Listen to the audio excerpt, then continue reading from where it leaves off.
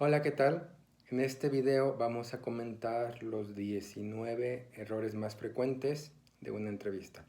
Vamos a ir de uno por uno, los vamos a nombrar, luego vamos a leer una pequeña descripción y finalmente vamos a explicarlo con nuestras propias palabras. Vamos a ver de qué manera se aplica del abstracto a la práctica.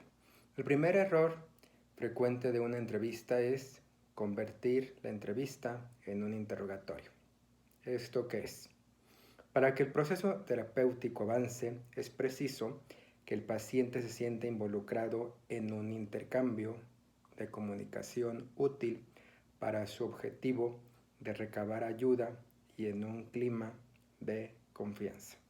Esto es que no debe de nada más convertirse en un interrogatorio de pregunta, palabras, respuestas. Esto es que todo tiene que ser en un clima de total confianza y no nada más como aquí se comentan los errores en un interrogatorio como un tirabuzón. Eso no se puede hacer. El segundo error frecuente en una entrevista es hacer juicios críticos. Esto es, los juicios del terapeuta pueden impregnar inadvertidamente sus intervenciones, aunque esa no sea la intención principal de la misma. ¿Qué sucede cuando yo como terapeuta ya tengo juicios con mi paciente? Automáticamente el proceso de comunicación y el objetivo se va a ver totalmente fracturado. El tercer punto de error frecuente en una entrevista es aceptar toda la responsabilidad en el trabajo terapéutico. Y esto es, el terapeuta es un experto en un tipo de conversación especial, es decir, en el terapéutico, que puede facilitar que el paciente sortee algunos obstáculos para adoptar este papel. Pero es el paciente el experto en sí mismo y es él a quien corresponde tomar las decisiones que han guiado su vida y determinar qué valores deben de regirse en estas opciones.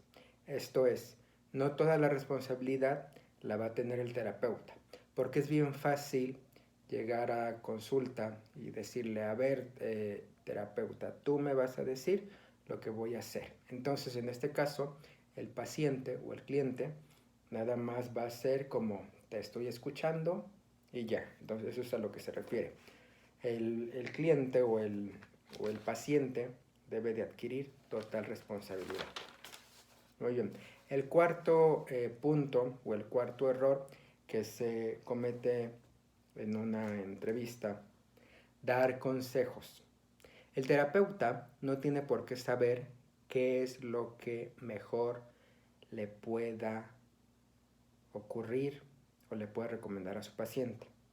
Dar consejos supone colocarse por encima del paciente, atribuyéndose una mayor comunicación o conocimiento sobre lo que es conveniente para él, de que él mismo tiene. Entonces, no se deben de dar consejos, porque si no ya entraríamos en una escala de valores o de peldaños en el que el terapeuta está más arriba y el cliente o el paciente está abajo. Entonces, no se deben de dar consejos. El quinto punto, proponer objetivos no suscitados por el paciente. En ocasiones, el paciente tiene dificultad para explicar los objetivos que pretende con la terapia.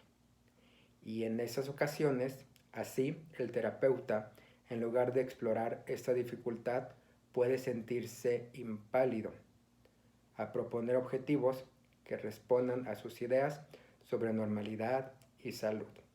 Esto es, no se deben de proponer objetivos por el paciente.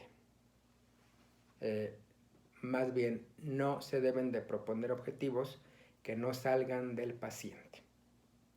El sexto punto, ofrecer falsas seguridades.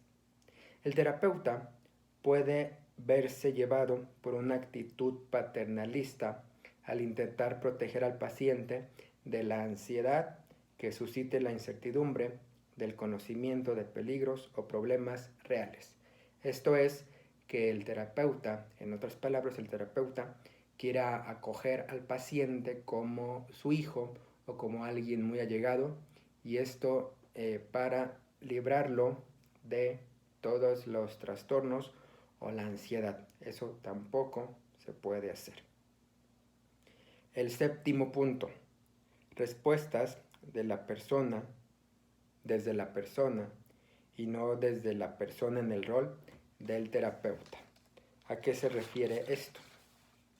El terapeuta es una persona y lo que sucede en la terapia le produce inevitablemente reacciones emocionales que en vez de darle curiosidad le puede resultar solidaridad. Esto es que debe de ver el acontecimiento o el hecho o el tema de consulta desde una superficie o desde una base objetiva, no apropiándose todo lo que esté pasando. Por eso dice el punto: respuestas desde la persona y no desde la persona en el rol del terapeuta. Debe de haber una respuesta desde la investidura del profesionista y no desde la persona humana. El siguiente error es preguntas inapropiadas o irrelevantes. Cuando la conversación está dirigida por el interés del psicoterapeuta en lugar de por el paciente, un presupuesto básico de la actividad psicoterapéutica está siendo desatendida. Esto es, cuando el rumbo adquiere un canal o un camino, nada más donde quiera surtir efecto el psicoterapeuta. No, el que debe de seguir el rumbo es el paciente. Uso inadecuado del humor. El noveno punto. El humor es una modalidad de relación que especialmente aparece ambiguo y puede prestar a malas interpretaciones diferentes y por lo tanto a malos entendidos. ¿Qué sucede cuando en una consulta se crea un ambiente donde todo es humor?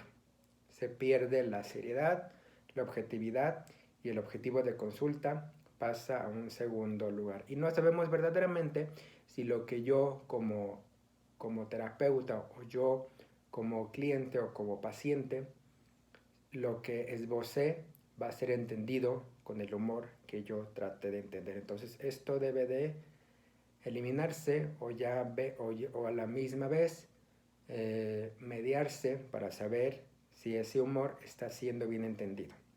Pero en su preferencia debe de ser eliminado.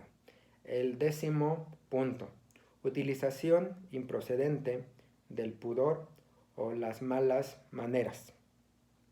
No hay temas demasiado íntimos o demasiado personales para ser tratados en terapia si lo que motiva a su abordaje es cumplir los objetivos de la misma. Esto es que debe de haber completamente naturalidad de los temas que se van a tratar. Yo así lo veo metafóricamente hablando.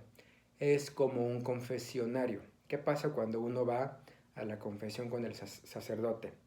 Se mantienen temas completamente naturales, no se hacen juicios y en ningún momento se manejan temas de pudor, ni de escándalo, ni de nada. Entonces, de esa misma manera, tiene que manejarse en el ámbito terapéutico. En este punto que ya les digo que dice: utilización improcedente del pudor o las malas maneras. Todo debe de fluir de manera buena. El punto 11, minimización. A veces la pretensión de devolverle al paciente una sensación de control o de darle seguridad puede llevar al terapeuta a quitar importancia al problema dado. Esto es, que todo debe de ser tomado de manera real, de manera importante, y en ningún momento debe de minimizarse nada, porque si no, ahí ya se le estaría restando importancia a lo que el paciente me está tratando de entender. El punto 12. Uso extemporáneo del consuelo o tranquilidad. ¿Qué es esto? La tranquilización del paciente puede evitar la expresión de los sentimientos en la terapia y consiguientemente convertirse en un obstáculo para este. El paciente debe de estar tranquilo y debe de estar seguro que se le va a escuchar, como aquí dice, a partir de la tranquilidad o del consuelo, que se le va a dar un clima de tranquilidad o de consuelo, que no se le va a juzgar y solamente se le va a escuchar. El punto 13. Autorrevelación inapropiada. La autorrevelación hace referencia a los sentimientos, pensamientos o historias personales del terapeuta. Es un tipo de intervención que estaba terminantemente proscrito en las terapias de base psicodinámica, en la que precisamente el terapeuta dependería que apareciera como una pantalla en blanco expuesta en una transferencia del paciente. El punto número 14. Pasar por alto las emociones. Relato bastante prolijo, pueden estar desprovistos de colorido o pueden resultar incongruentes con las emociones que están siendo expresadas de modo no verbal en el consultorio. Esto es, no se deben de pasar por alto las emociones, pero tampoco se debe de impregnar una narración de todas las emociones, porque si no, no nos vamos a dar cuenta cuál es el objetivo o cuál es la palabra o cuál es el mensaje que nos está dando a entender nuestro paciente si toda la consulta va a estar llena de emocionalidad. En ese sentido me imagino si un paciente llega y no se puede comunicar porque el llanto se le presenta, claro que no se va a entender nada y todo va a llegar a malas interpretaciones. Pero tampoco se deben de pasar por alto. Entonces es una balanza. Ni tanta emocionalidad, ni tan parco el asunto. El número 15. No personalizar. El proceso psicoterapéutico tiene efecto porque transforma la narrativa del paciente acerca de sí mismo y de su mundo. Entonces no hay que personalizar, todo tiene que ser visto de manera objetiva, de manera general y sin poner los acentos en el momento en el que el paciente se vaya a sentir incómodo. También aquí se puede agregar los comentarios generales sobre crisis, duelos, las mujeres, los hombres o las situaciones basadas en este tipo de consideraciones son generalmente inútiles. No hay que dar muchos ejemplos porque si no ya podemos caer en estereotipos o en posturas que no nos van a ayudar. El número 16. Intervenciones generadoras prematuras. Las intervenciones más específicamente generadoras de narrativas alternativas, como la interpretación o la prescripción de diversa índole, frente a intervención menos desafiantes, como las preguntas, las perífrasis, las recapitulaciones, que son un componente clave del proceso terapéutico. Solo tienen cabida en el momento en el que un trabajo previo las ha hecho aceptables para el paciente. Esto es, que no se debe de llenar toda la consulta con interpretaciones, con prescripciones y con perífrasis, porque si no ya se va a desvirtuar este tema, o el objetivo más bien. Número 17. Abrumar con excesiva información. Hay algunos principios elementales que hay que tomar en cuenta cuando se trata de recibir información. Número 1. La capacidad de recibirla está condicionado por el estado emocional del receptor. Si yo estoy en un tenor deprimido, de esa misma manera yo voy a recibir el mensaje. Si yo estoy demasiado eufórico, de esa misma forma yo voy a recibir el mensaje. Y número 2, de este mismo punto, la cantidad de información que una persona puede asimilar en un momento dado o en un sentido con una información con fuerza emocional. Esto es, cuánta información yo puedo descifrar o puedo entender a partir de una fuerza emocional que no esté presente, que todo sea centrado, como ya dijimos, en el mensaje. Número 18.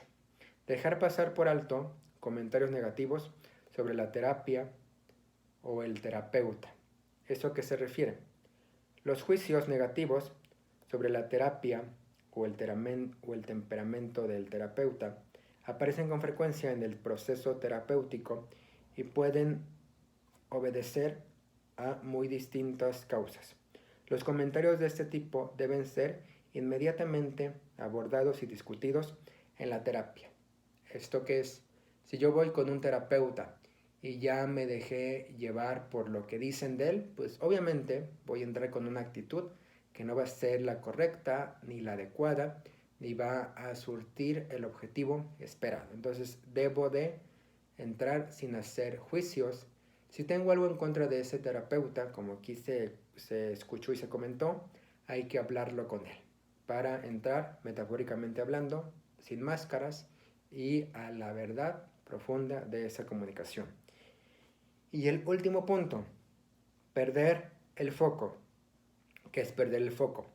El terapeuta debe obtener la importancia y la claridad de hacia dónde va esa comunicación. Si se pierde el objetivo, claro que ya se perdió todo. Estos fueron los 19 puntos que tenemos que tomar en cuenta. Y como conclusión, es muy importante, desde mi punto de vista, saber qué voy a hacer en una entrevista psicológica. ¿Qué le voy a preguntar a mi paciente? ¿Qué debo y qué no debo de hacer? Para eso es importante tomar la importancia y la relevancia y hacer conciencia y acoger cada punto de estos que se mencionaron. Posiblemente algunos nos resulten más familiares, posiblemente algunos los hemos escuchado, entonces a partir del punto que me sea más familiar, acogerlo, y los que no hayamos entendido tanto, tratarlos de expresar de una mejor manera para que cuando yo esté en una consulta terapéutica todo sea de la mejor manera y que no caiga en esos errores. Gracias.